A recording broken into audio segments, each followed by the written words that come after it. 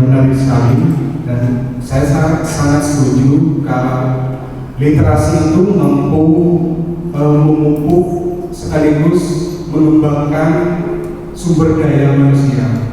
Tidak hanya melulu soal persoalannya konteksnya ada di kelas, tapi juga di dalam kehidupan sehari-hari. Membuang sampah itu mungkin hanya hal sepele buat kita, tetapi bagi orang yang SDM-nya mumpuni itu masalah banget itu. Dan sedikit tambahan dari saya ya, bahwa di SDN di salah satu SDN di sana itu SDN UER, tiap hari Minggu mereka anak-anak SD itu membuka lapak di alun-alun Argancor, dan sampai saat ini sudah diikuti oleh SD-SD yang lain. Alhamdulillah. Nama pemimpinnya itu di sana, saya sebut pemimpinnya Mas Ari di sana. Terus tambahan lagi, ada program dari Balai Bahasa Jawa Timur yang nyampe ke Pamekasan terkait agenda tahunan, mulai dari anak-anak SD, SMP,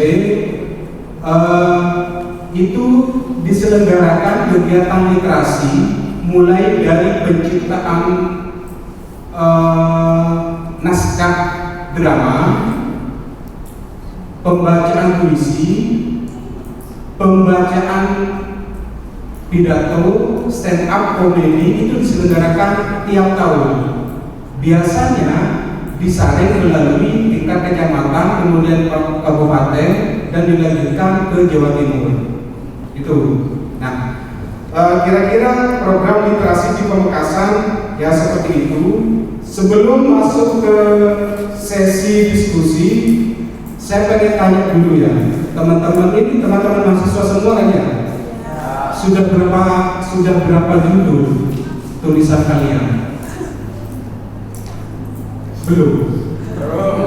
Setengah perjalanan, Pak. Setengah perjalanan, belum satu judul, masih separuhnya. Dan semoga yang separuh itu bisa diteruskan nanti. Amin. Gini, saya membuka satu orang yang kemudian nanti langsung dijawab oleh ketua materi. Disilakan, entah itu laki-laki atau perempuan, teman-teman mahasiswa di sini. Kalau mungkin ada yang perlu didiskusikan terkait kesusastraan yang ada di Pamekasan, mari silakan. Paling biar teman-teman mahasiswa dulu ya. Silakan di depan. Silakan. Perkenalan nama dan identitas.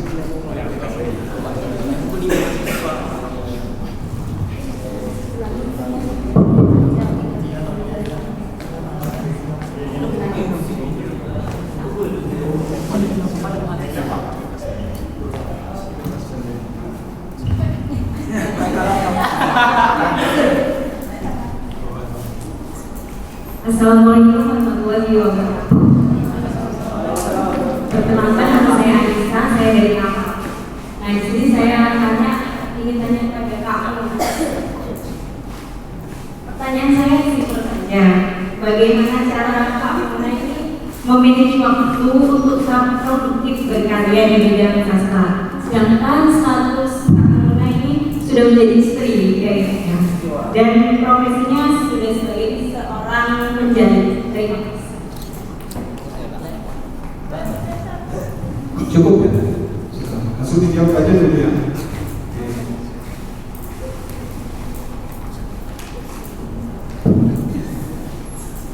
Sebenarnya waktu menulis kita bisa memilih waktu sesuka kita, asal kita bisa memanage waktu itu sesuai dengan agenda. Dan kalau misalnya seperti saya cuma seorang penjahit, saya nggak ada bos, jadi saya pelaku, maksudnya bekerja dan sekaligus bosnya. Jadi karena saya usaha sendiri, saya bisa menilai waktu sendiri, nggak ada yang ngasih, nggak ada yang mungkin aturan. Jadi saya mau tidur, mau nulis, mau kerja, itu terserah. Jadi bagaimana saya bisa lebih ketat memberi waktu kepada diri saya sendiri. Itu untuk menulis.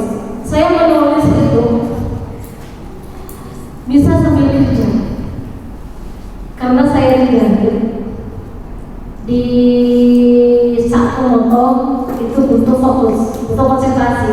Karena kalau enggak itu bisa salah. Tapi kalau menjahit itu tidak memerlukan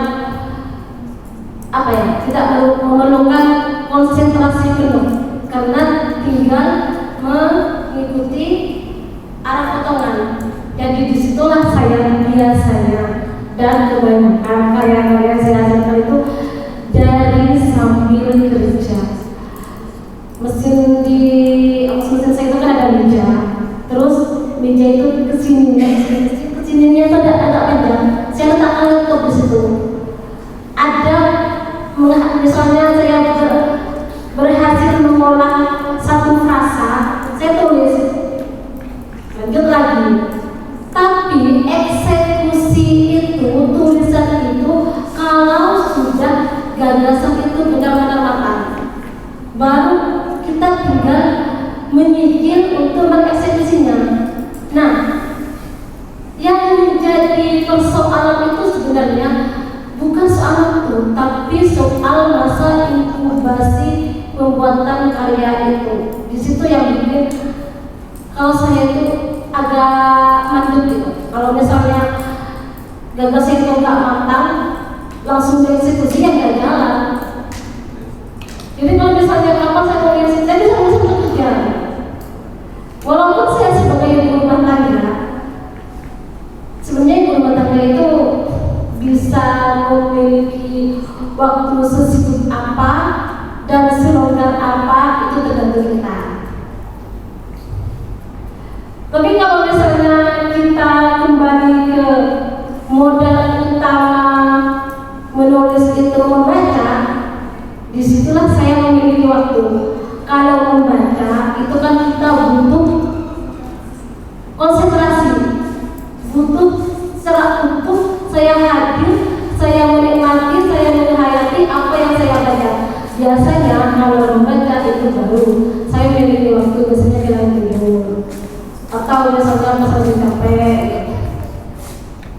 Dan saya tidak mempunyai waktu khusus untuk membaca. Kadang kemarin saya keluar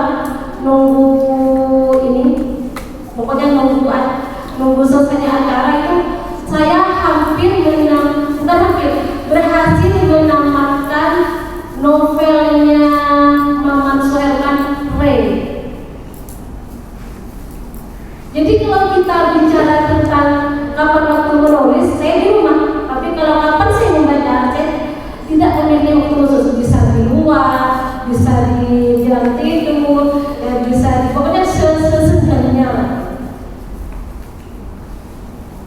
Saya rasa demikian.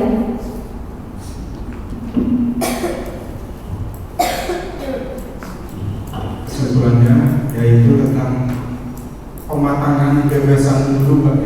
Iya. Tapi peran sebagai seorang istri tetap berjalan, Mbak. Masa teman-teman mahasiswa di sini yang belum berkeluarga kalah sama bangunan dan mungkin kan ya. Oke, selanjutnya saya minta Mas Zainal ini untuk berbicara masalah prosesnya ya.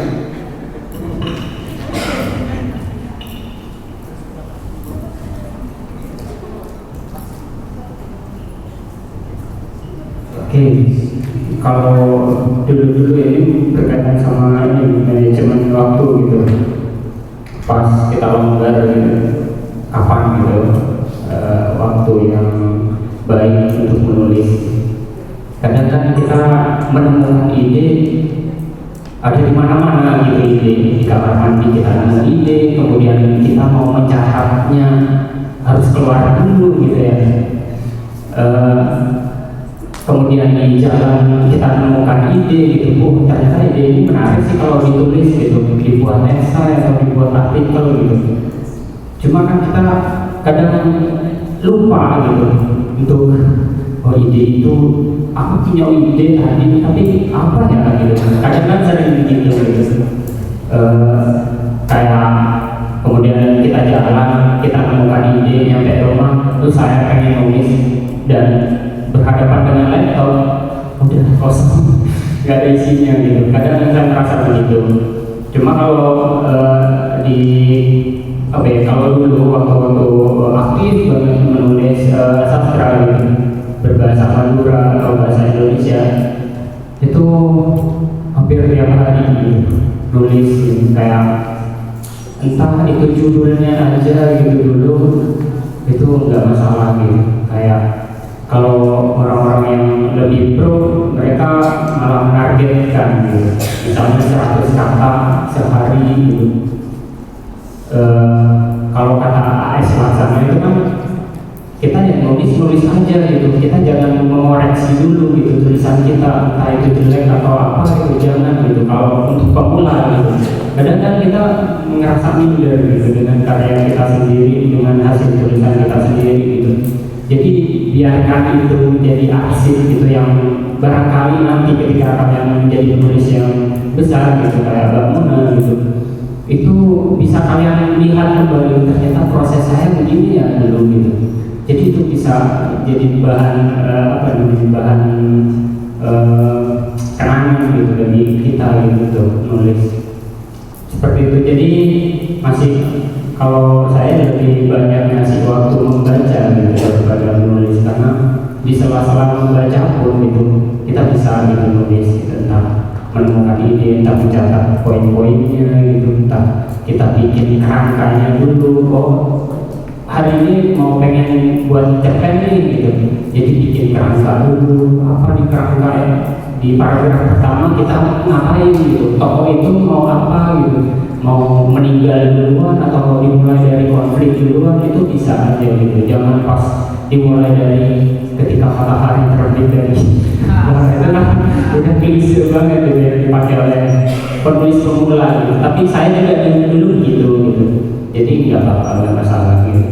Jadi kalau misalnya bahan bacaan kalian sudah banyak, kemudian kalian sudah menemukan sudut pandang yang ideal gitu mengenai tulisan yang bagus dan yang enggak, itu bisa berjalan seiringan gitu.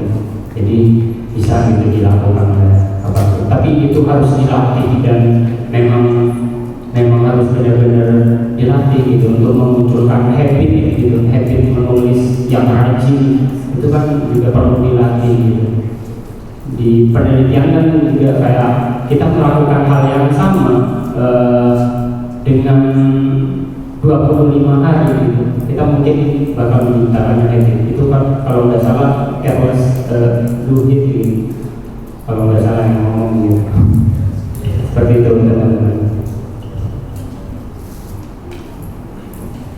Berbicara masalah proses kepenulisan, setiap penulis itu tentu mempunyai latar atau cara tersendiri. Kalau saya tanya ke Mas Fendi, Mas Matronimus yang ada di belakang, pasti sangat berbeda dengan teman-teman di depan ini, pasti.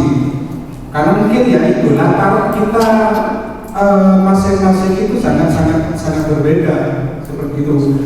Oke, saya lanjut ke penanya berikutnya. Silakan. Laki-laki dulu ya, laki-laki. Silakan. Assalamualaikum warahmatullahi wabarakatuh. Karena dari tadi tidak ada yang berbantu, izinkan saya untuk berbantu dulu. Sebelum itu jangan lupa untuk teman-teman sekalian jawabkan ya, karena saya juga termasuk aktor sendirian Bapak. Dulmaruki Abu Kasturi, entah sekolah, andi kancangannya, karena lagi bulan istri, saya asli dari kuahnya. minta izin kepada operator sound system suara bassnya di kiri. Kurang jelas sekali. Mohon maaf mungkin ini suaranya. Oh ya. Nah, perkenalkan nama saya Muhammad Bisri. Saya dari CKD di Bangkalan. Tadi pemateri menyampaikan bahwasanya berbicara tentang sebuah sastra. Bahwasanya sastra di Madura ini bisa dikatakan terutama di Pamekasan, tadi pemateri pernah ataupun riset sebelum datang ke sini. Nah, sedangkan pemateri ini sudah tahu bahwa kondisi dari sastra yang ada di Madura itu seperti apa. Nah, kalau semisal pemateri sudah tahu apa yang terjadi di Pamekasan, terutama sastra yang ada di Pamekasan, bagaimana ataupun tindakan apa yang ingin dilakukan agar bisa berkembangnya sebuah sastra. Itu yang pertama. Yang kedua, sastrawan. Seorang sastrawan pasti memiliki karya, yang mana ada seorang sastrawan yang memiliki sedikit karya, namun karyanya sangat begitu bagus. Ada juga seorang sastrawan yang memiliki banyak sastra, tapi sastranya kurang bagus. Nah, bagaimana cara untuk membedakan keduanya dan kapan kita bisa dikatakan sebagai sastrawan? Terima kasih. Ya, terima kasih. Oke, jadi perkembangan sastra yang ditanyakan itu tentang perkembangan sastra dari hasil riset yang dilakukan oleh pemateri yang mungkin Zainal tadi. Nah, itu bagaimana perkembangan sastra khususnya di Pamekasan, karena tadi pemateri ini kan mengatakan pernah mengadakan riset sebelumnya, dan mungkin solusi ketika dari hasil riset itu solusinya bagaimana terhadap permasalahan yang ditemukan oleh penulis. Silakan, Mas Zainal.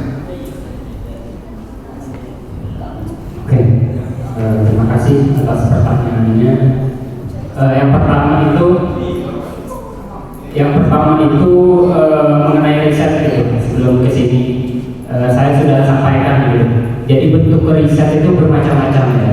Jadi nggak harus dipublikasikan melalui jurnal gitu tapi riset itu kan melalui perjalanan gitu.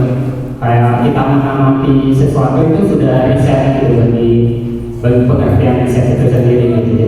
Nah, sebelum ke sini tentu saja riset dulu kayak melihat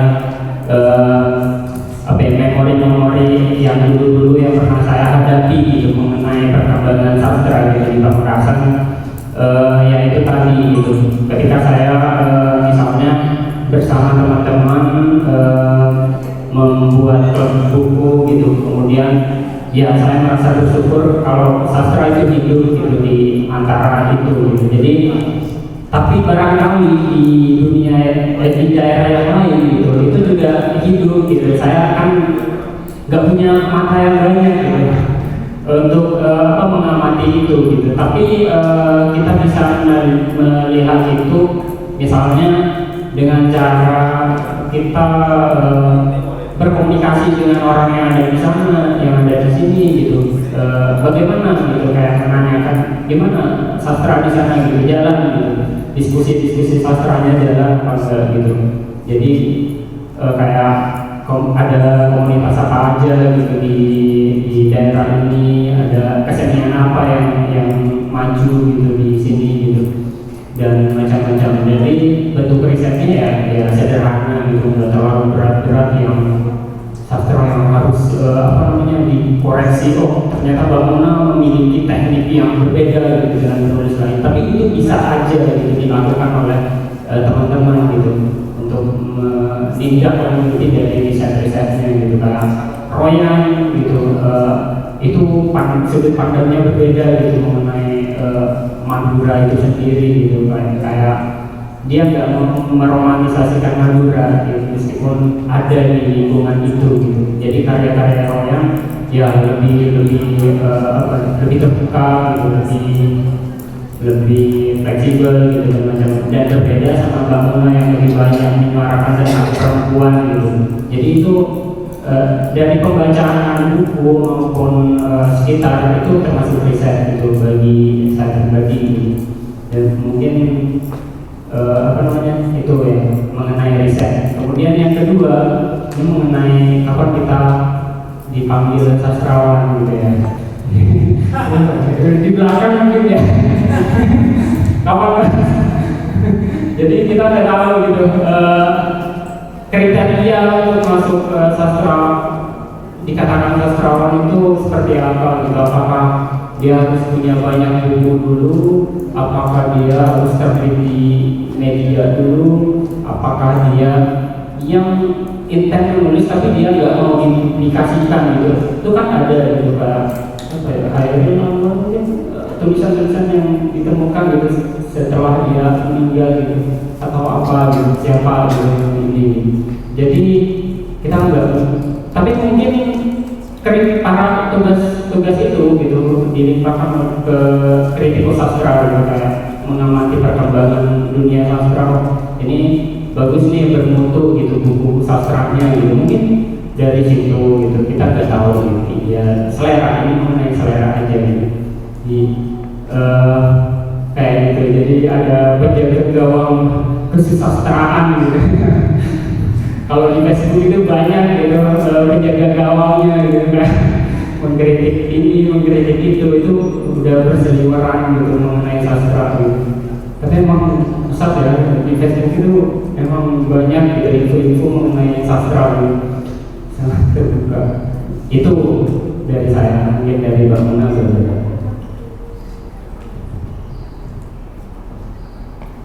Saya jawab pertanyaan terakhir. Karena pertanyaan pertama itu terus terang saya nggak ini, pastinya itu terlalu kejutan, jadi kepentingan saya itu nggak jelas. Yang terakhir gini, kapan bisa dikatakan sastrawan? Sebenarnya sastrawan itu enggak seperti gelar doktor, profesor, sarjana, itu enggak. Dan enggak seperti gelar kiai, begitu ada nasab dan turun kiai, nasab ke bawahnya kiai, itu enggak. Karena walaupun misalnya seorang kiai mempunyai keturunan enggak ada kapasitas kiai, itu dipanggil orang, itu kena nasab.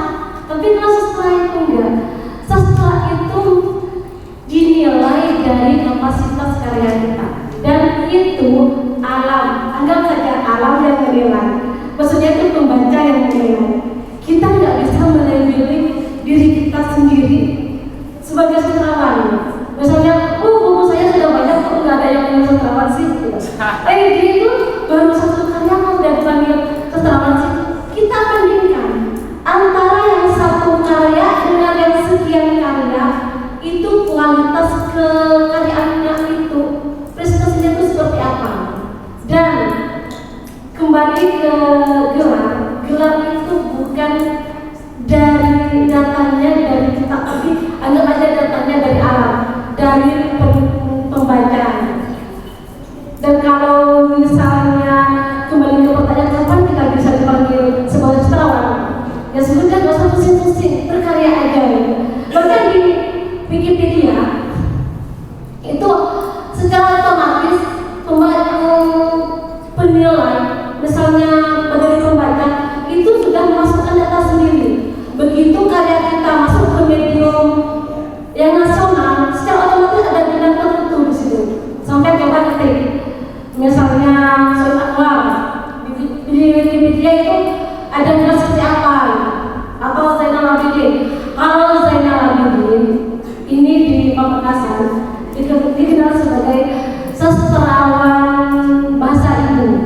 Dia itu di Pamekasan menulis basicnya itu sastra Madura. Kalau di sastra Indonesia ya, yang paling menonjol itu kalau di Pamekasan itu ada Royan Julian. Coba sampai ngerti. Itu Royan Julian. Di Wikipedia itu ada sendiri. Atau gini, penulis Pamekasan itu nanti ada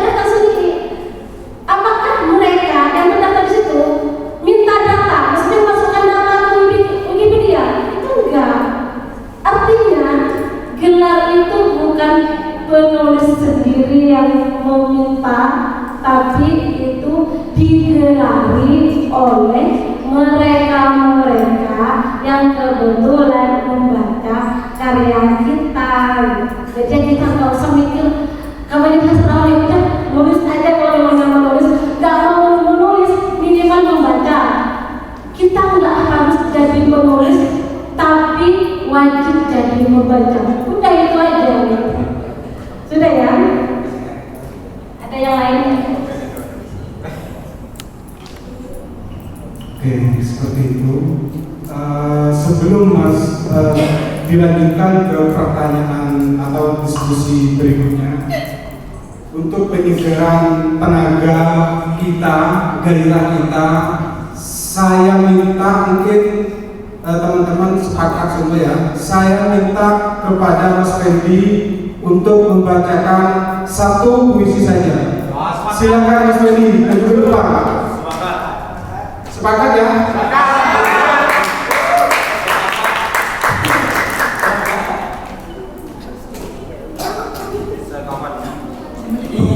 Ini butuh energi Mas, karena waktu-waktu sekarang ini sedang capek-capeknya. Ya, kalian itu tetap jadi orang yang habis dan terus dibagi-bagi.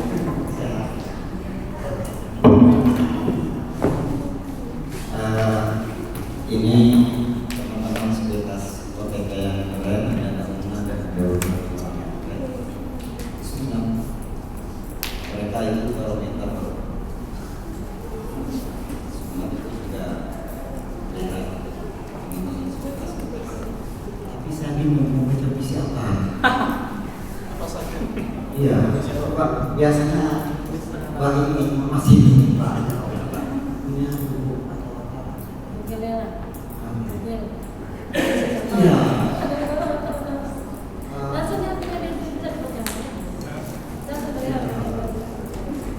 Sebenarnya saya pengen belajar.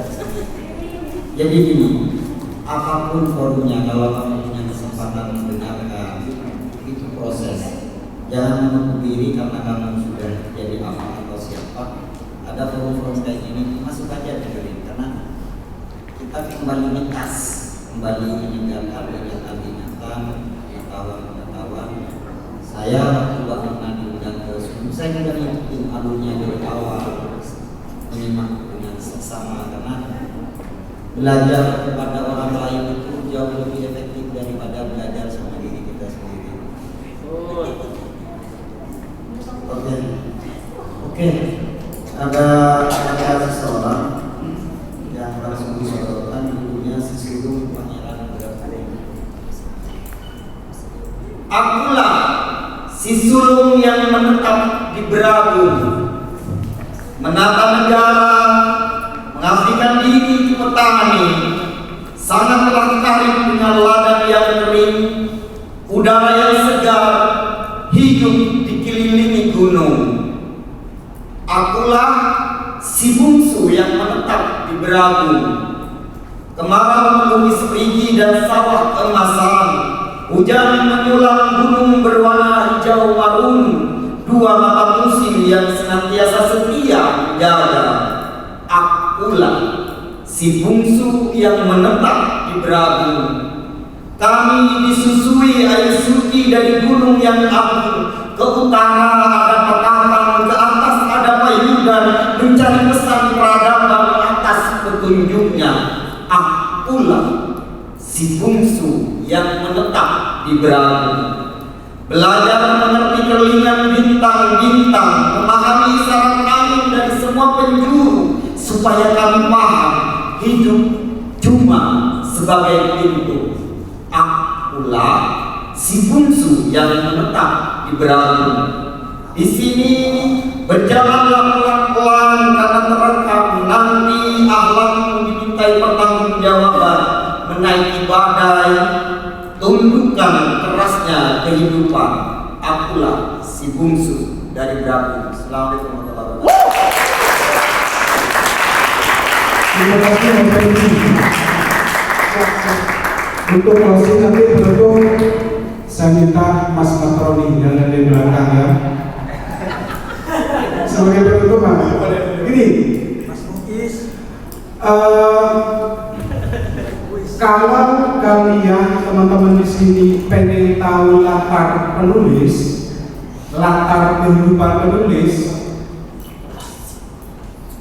bisa dilihat dari karyanya.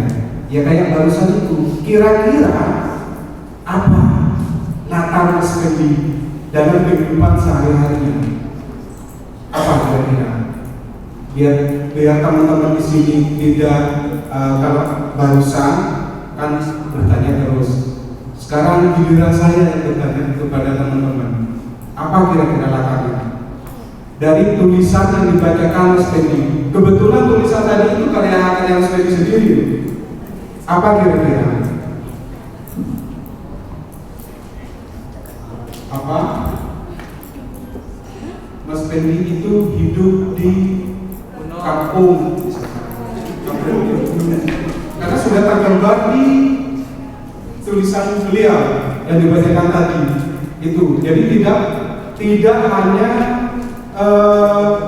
membaca biografi, tidak, dari karya-karyanya identitas penulis itu bisa dilihat itu. Oke, saya lanjutkan pertanyaan berikutnya. Silakan, siapa? Berikutnya, baik, silakan.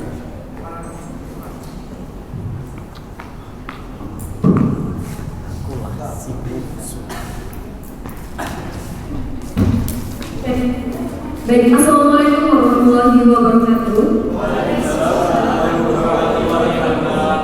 Jadi pertanyaan saya di sini ada satu pautnya sama pertanyaan di sini. Sebagai seorang penulis, kenalkan nama saya Dina Safatul Nusuk, saya asal dari Kamal.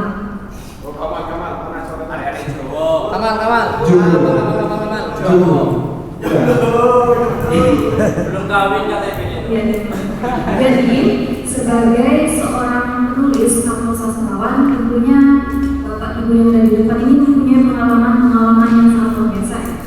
Pertanyaan saya, sejauh mana atau bagaimana peran komunitas sastra atau tokoh sastra yang ada di Pamekasan dalam berkolaborasi serta berkontribusi dalam meningkatkan minat sastra pada anak muda di Pamekasan? Terima kasih. Ini mungkin coba ulangi ya, karena masih sedang.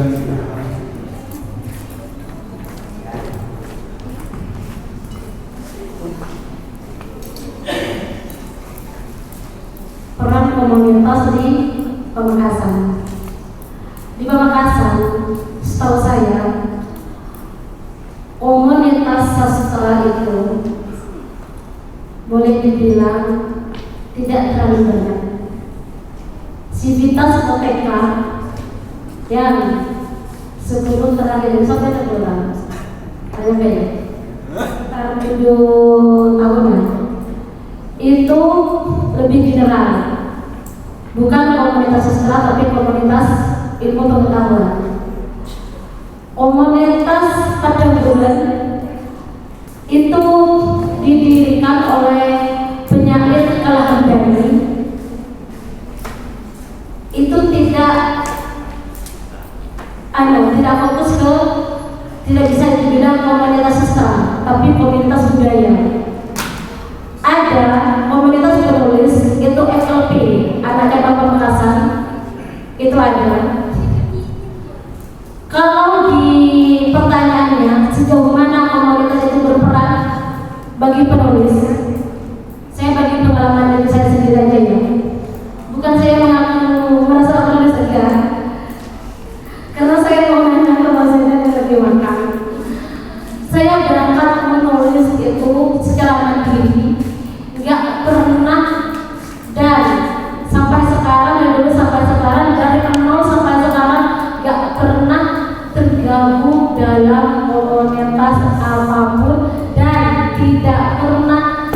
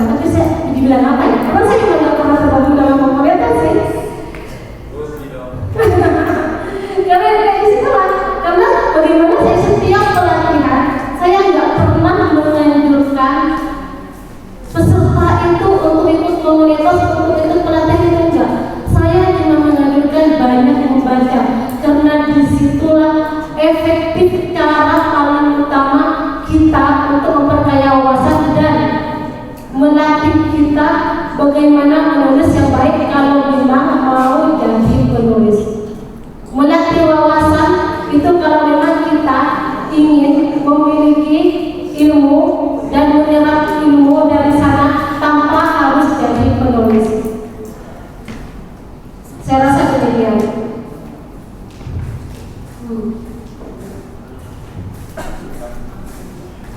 Sedikit menambahkan tentang profil Pak Munadia. Sekitar tahun 2014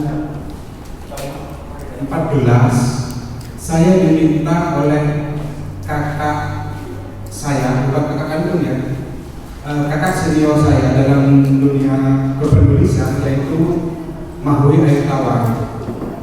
Saya diminta beliau untuk mencari yang namanya Munamasari di Pamekasan, dan saya tidak tahu, saya tanya ke semua penulis di Pamekasan, ke komunitas-komunitas, tidak ada yang tahu.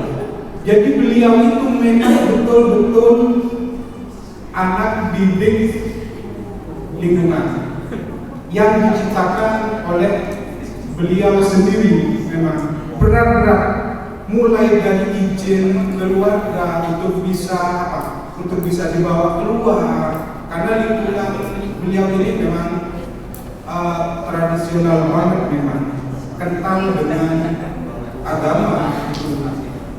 Oke, selanjutnya saya kasihkan ke Mas Zainal yang saya rasa banyak pengalaman tentang komunitas. Ya. Banyak ya tantangannya, karena memang susah gitu untuk membangun kesadaran mengenai pentingnya literasi gitu ya, literasi misalnya itu susah gitu. Kayak tadi malam kebetulan kami diskusi gitu dengan teman-teman di salah satu kafe gitu di Pamekasan, itu memikirkan itu juga gitu, kayak gimana ya, kayak acara-acara seperti ini misalnya, acara-acara Civitas Koteka kan lebih ke diskusi publik gitu mengenai buku, mengenai kearifan lokal gitu, tema-tema yang lagi booming sekarang dan macam-macamnya gitu. Jadi itu kalau mahasiswa gitu, kita ngomongin mahasiswa kalau nggak diwajibkan gitu untuk datang gitu, ya dari orang-orang kita aja gitu yang datang gitu, yang sedikit gitu yang datang. Jadi acara-acara ini sebenarnya ini kan tak kasat mata gitu, dampak yang kita peroleh bukan fisik gitu ya, tak kasat mata ya kita memperoleh apa yang udah pengetahuan itu gitu, supaya kita lebih terbuka gitu menghadapi orang misalnya, lebih berempati lagi gitu, karena kesadaran kita udah banyak gitu, modal pengetahuan yang kita peroleh banyak gitu. Jadi kalau modal pengetahuan kita banyak, sudut pandang kita banyak gitu mengenai ini, nggak langsung menjudgment orang gitu, kayak oh kamu salah, oh ini baik, oh kamu tidak benar gitu melakukan itu gitu. Jadi kalau dari pengalamanku ya, dari pembacaan gitu, baca banyak buku ya dari sana gitu, kayak kenapa ya orang ini kok bisa punya masalah gitu, kayak atau menghuni entah apa gitu. Jadi itu dicari-cari gitu, di riset kecil-kecilan tadi gitu mengenai itu. Dan lumayan kalau komunitas di Pamekasan yang cukup ini, yang cukup keren gitu ya, komunitas Civitas Koteka gitu, karena memang kegiatan-kegiatannya lebih banyak ke bahas buku sastra gitu. Jadi apakah perlu gitu Pamekasan perlu peningkatan kapasitas komunitasnya gitu?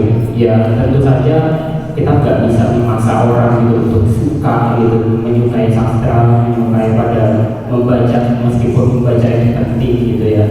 Jadi susah membangun kesadaran teman-teman supaya tetap terlibat gitu, ayo tetap terlibat gitu di kegiatan ini penting gitu bagi pertumbuhan kalian gitu. Kemudian penulis-penulis yang berpengaruh gitu ya, sejauh apa gitu mereka melakukan aksinya gitu di Pamekasan sendiri. Ya yang saya tahu ya mereka menulis aja gitu, karena latar belakang dari anggota dari Civitas Koteka juga gitu, itu kita nggak mewajibkan anggota masuk koteka itu bisa menulis gitu, tapi mereka punya kesadaran itu untuk membangun sebuah iklim yang baik gitu buat pertumbuhan kita gitu ke depan mengenai otak kita gitu, seperti itu. Jadi misalnya dulu saya pernah ini, karena saya lebih memperhatikan bahasa ibu yang dulu saya pernah dengar kalau bahasa itu akan punah gitu, dan kayak saya bisa gitu gimana cara mempertahankan ini gitu. Kalau saya seorang diri untuk melakukan aksi ini nggak mampu dan melawan banyak orang gitu, melawan orang-orang pemuda yang lebih suka gadget gitu, lebih suka yang lebih yang nggak lokal gitu ya istilahnya. Jadi kayak saya mengajak 2-3 orang gitu untuk ayo kita bahas gitu, atau kita menulis tentang bahasa daerah gitu. Kita bikin klub baca dan tulis bahasa daerah itu di Sampang dulu gitu. Jadi membangun itu, kemudian tak lama juga orang-orangnya pada pergi gitu. Jadi susah memang untuk mempertahankan itu. Kalau cuma buat, kita kadang semangatnya cuma di depan gitu. Jadi kita harus memikirkan resiko, memikirkan dampak ke depannya kayak gimana gitu. Sustainable juga gitu bagi keberlanjutan komunitas ini gitu, kayak gitu. Jadi kita perlu pikir panjang gitu untuk melakukan sebuah aksi gitu. Dan memang sulit gitu. Tapi kalau kita mau berjuang gitu untuk menumbuhkan habit itu, ya mungkin bisa gitu mencapai sebuah komunitas yang ajib gitu, tetap berkegiatan gitu, dan membangun kesadaran masyarakat untuk peduli tentang literasi dan sastra seperti itu. Jadi saya pikir itu sih yang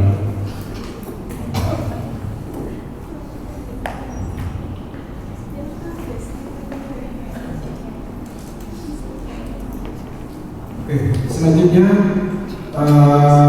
ada lagi? Ada lagi? Tidak ada? Oke, gini, kalau mau lihat perkembangan suatu kota, lihatlah dari tulisan-tulisan para penulis di kota itu sendiri. Kalau di sini kan ada Mas Eki, ada Mas Helmi juga. Jadi orang luar itu bisa tahu identitas seseorang, identitas suatu kota dari tulisan-tulisan yang diciptakan oleh masyarakatnya sendiri, seperti itu. Dan saya harap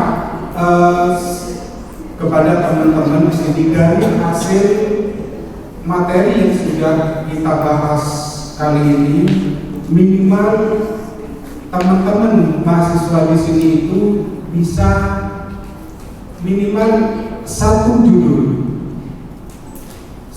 bisa. Satu judul, meskipun tidak usah isi, cukup judul loh. Tapi harus memang gini, di kebetulan salah satu anggota Sivitas Koteka di sana punya program yang kerjasama dengan kampus-kampus. Jadi komunitas kami itu meluangkan waktu atau meluangkan jadwal agar para mahasiswa di sana itu bisa belajar bareng dengan kami, dengan mahasiswa-mahasiswa yang lain. Biasanya itu kami lakukan tiap bulan 1 kali. Jadi salah satu mata kuliah di sana itu diletakkan di kafe biasanya, diletakkan di kafe.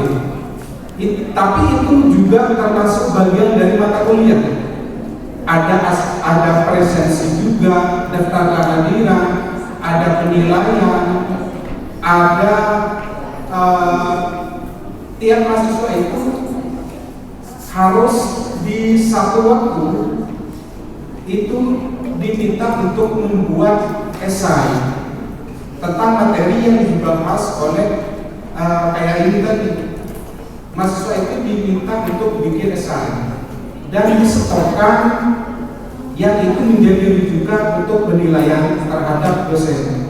Itu kalau tidak seperti itu, teman-teman mahasiswa kalau hanya di dalam kelas kampus kayaknya kurang efektif karena terkait waktu, terkait referensi. Kalau belajar bersama diwadahi oleh komunitas, maka itu hasilnya akan berbeda. Seperti itu.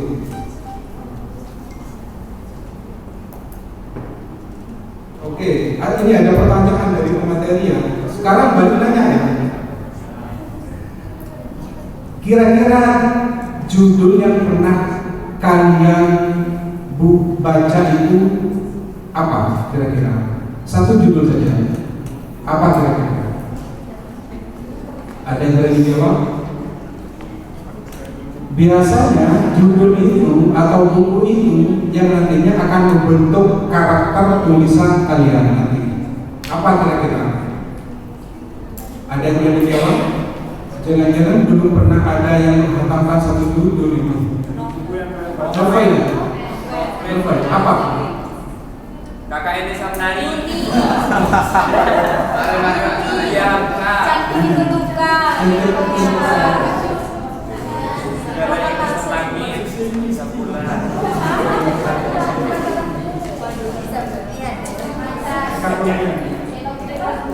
Sangkolan karya Pak Luki ada. Coba itu seperti apa? Kali buku tapi seperti apa? Bikin tanggal paling tidak ya 1 minggu atau 1 kali itu 1 buku. Paling tidak ya seperti itu.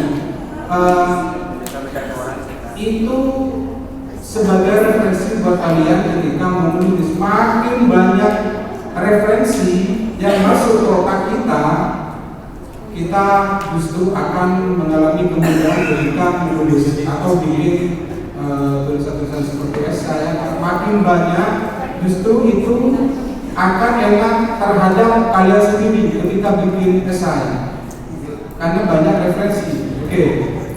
Untuk selanjutnya seperti yang saya katakan tadi, closing sebagai penutup saya minta ke Mas Matronikus Serang untuk membacakan isinya.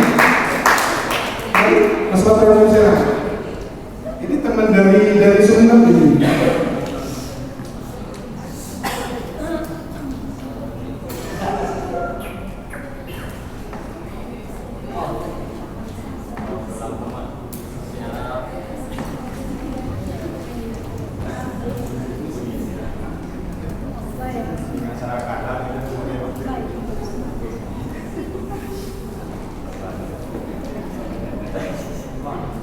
Tepuk tangan untuk Mas Matronikus.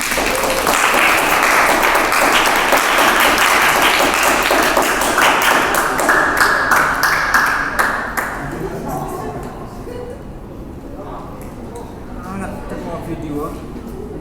Tunggu lagi.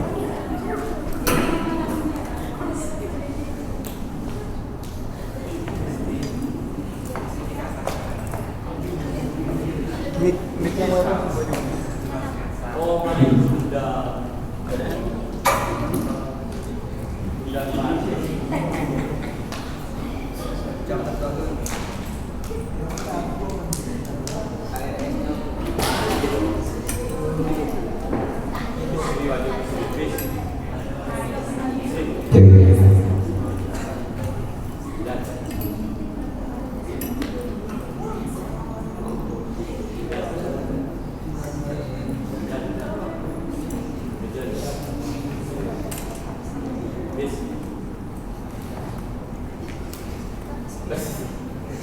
Saya mau baca puisi kalau apa yang saya lupa.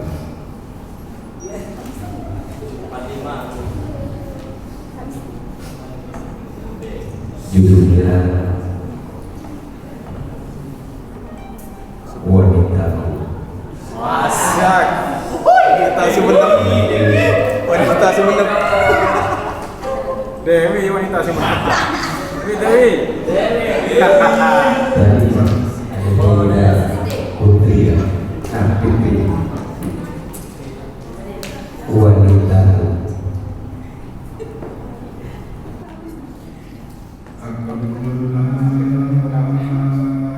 Keringgatan kita sia-sia. Jiwa jelma udah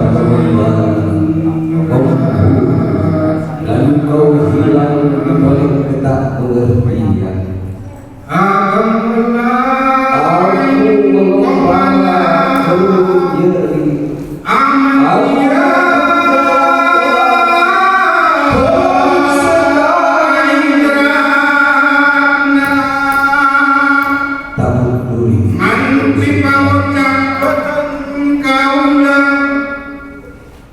Sepanjang hari saat selamat abad aku dan api membakar tubuh. Wanita sepi kata yang belum pernah kita susun bersama belum selesai tiba-tiba menghilang. Aku menjelma kaku, menjelma embun, menjelma matahari dan terus mengembara menemui sunyi demi sunyi, kabut demi kabut, waktu demi waktu. Lalu kita bertemu di lain waktu, di sana kita bangun rumah indah.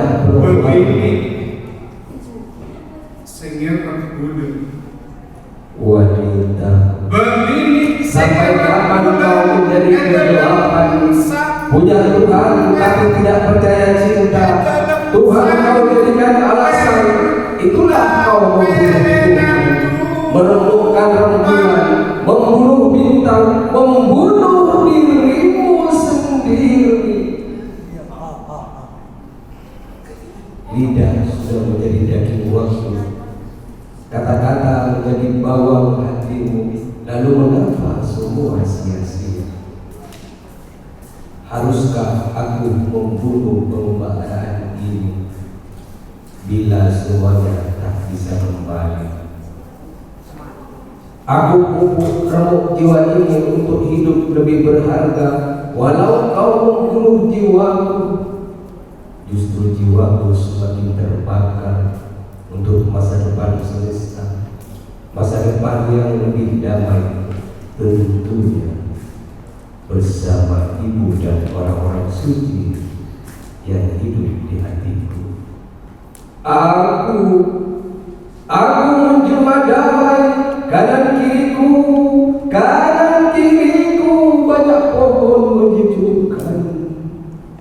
Wanitaku, kau akan gersang selama kau tak jujur akan cintamu. Kau gelapkan cintamu, kau plesetkan bening matamu.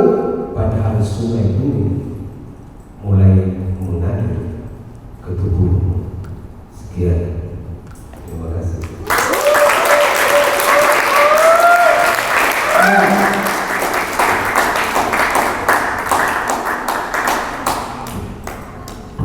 Terima kasih teman-teman masyarakat Bogor, teman-teman mahasiswa di sini, Ibu Yulite. Kalau ada kesalahan atau beberapa kata yang tidak elok dari kami, orang-orang Purwokasa, anak-anak Purwokasa di sini, saya minta maaf. Saya kembalikan ke sini. Terima kasih disampaikan kepada Guru yang telah berkenan memberikan ilmunya, semoga bermanfaat bagi kita